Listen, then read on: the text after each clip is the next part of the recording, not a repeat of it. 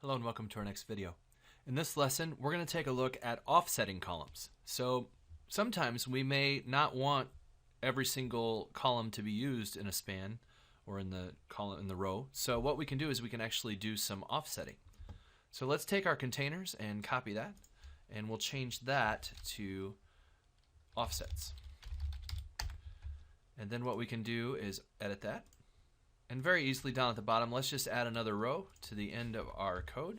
So here what we'll add is a row that is row fluid, and in there we'll have two 6-column spans, and we'll have a 6, 4, 2, and then here what we'll do is we'll use column medium offset 4, column large offset 8. So this will show us that we can actually have different offsets depending on the size as well. So we can increase the spacing between columns or do some other things that we want to do with these offsets to make our layouts change as our pages change size.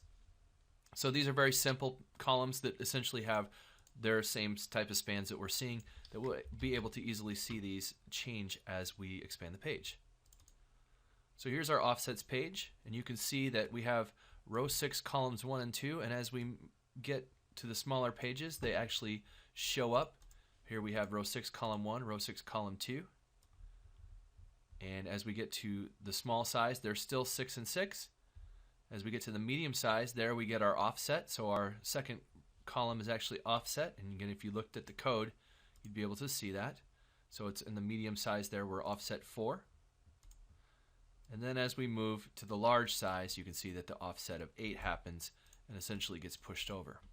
Now what you might have noticed, this nested row doesn't necessarily show up every time. Watch what happens as I get smaller. My nested row got ate up by my column here. So there's a little bit of a problem, and we're going to have to learn how to fix that in a little bit. But essentially, that nested row got kind of squelched by some overwriting there. So we're going to have to learn something to fix that.